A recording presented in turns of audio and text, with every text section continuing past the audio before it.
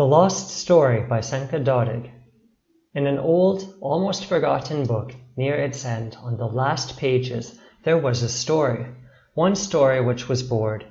Nobody ever opened it, let alone read it, so one fine day it decided to leave.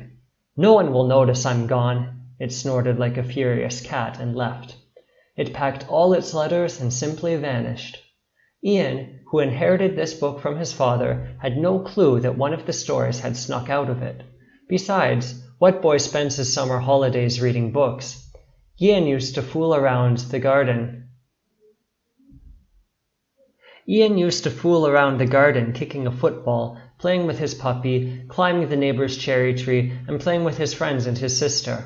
He was doing a lot of things, but never once did he open the book. Up until one day, rain butted in and kept pouring for days. The afternoons lengthened as a squealing accordion. One such afternoon, Ian went to the shelf and took the book. He was leafing through the well-known pages. Here and there he would stop to read something.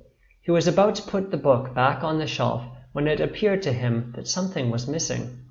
Father used to read to him from this book, and he himself used to pass time reading it in winter, so he was well acquainted with its contents. "One story is missing!" he yelled and jumped out of the armchair.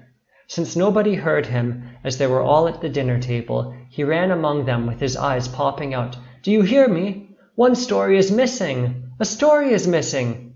He was getting into their faces while waving his arms. "What do you mean? A story can't go missing?" asked his father in surprise. "Well, this one can." He was still yelling excitedly, trembling from this discovery as Columbus did standing in front of the American land. "Come on, Ian, calm down. Who has ever heard of a story gone missing?" Ian's mother interfered. "See for yourselves," yelled Ian dramatically, then put the book on the table and pointed his finger on the last 3 empty pages. "There's no story! There's no story!" Stunned, the parents started yelling themselves. "Where could it be? Maybe in some other book?" asked the mother loudly. They started shouting in unison, wondering where the story might be, and then they began their search. They searched all the books, even the school manuals. It was nowhere to be seen. Not a trace of it, not a letter. They turned the cabinets and closets upside down, looked into the coat pockets, into cardigan sleeves, in jeans and skirts, but in vain. Then they moved their search to the kitchen, behind the fridge, under the table, behind the flower pots. They climbed up in the attic and dug through old chests, coffers, and trunks. The story was nowhere to be found. They went down to the cellar and moved big sacks of potatoes and jars of pickled vegetables. They even rearranged the entire pile of firewood, but didn't find the story. "Hey, Ian, what are you doing roaming around the house?" asked old Vince, a neighbor, from his balcony. "We have lost a story," Ian replied with a long face. He was standing downhearted at the verge of the staircase to the cellar, as though with his story he had lost his compass and couldn't find his direction anymore. "What is wrong with you people? How can one lose a story?" laughed the neighbor. Ian opened his mouth to tell him to ask his parents if he didn't believe him, but his mother gave him a sign with her hand to keep quiet and get into the house. "It makes no sense explaining and arguing," added the mother wisely. "We shall look for it again tomorrow. We may find it." "And if we don't find it?" Ian asked in a low voice. "Then we shall wait. It might come back." "And if it doesn't come back?" asked Ian in an even lower voice. "It will be back," his mother replied reassuringly. "How can you tell?" "I just know. Stories are like people. When we neglect them, they leave, but our thoughts can bring them back," replied his mother in a calm voice. Ian climbed to his room, thinking about his mother's words. He was trying to remember the last time he or his mother or father had taken that book and read the story. Yes, after his father had brought it from his grandfather, they used to spend their winter evenings reading, but that winter they barely opened it, and not once the whole spring and summer. "I could have lent it to my classmates or to my friends in my street. I could have read it to my little sister. I could have helped Mother dust the shelf on which it was standing. I could have. Saddened, he kept reciting his thoughts. So now, when the story had gone missing, as it usually happens in life, Ian finally learned to appreciate its value. An air of melancholy surrounded him as he kept recalling the blue color of its title, its slanted letters, and illustrations by the text. From that day on, every evening before he went to bed and every morning after he woke up, he would check to see if the story was back. He was missing it so much that he made a vow to at least open the book on that page every day if the story came back. But what about the story? Where was it hiding all that time? Well, the story first traveled to a town by the seaside. It went to a nursery school and let the teachers read it to the children.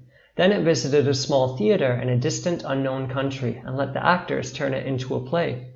It spent every day in a different place. It crawled up the shelves of a school library, jumped into other books, and made friends with their stories. Once, a teacher in a nursery school swore to have seen it in a book which it hadn't been in before, but when she opened the book to prove it, the story wasn't there. Rumor had it that once the story had left its letters overnight in a cookbook, then that somebody saw it in a book on mathematics. A boy claimed that the story came to him in his dreams and was telling itself. Everybody agreed that it was the most peculiar story in the world. The story was having a great time for months on end, and then one day it got homesick.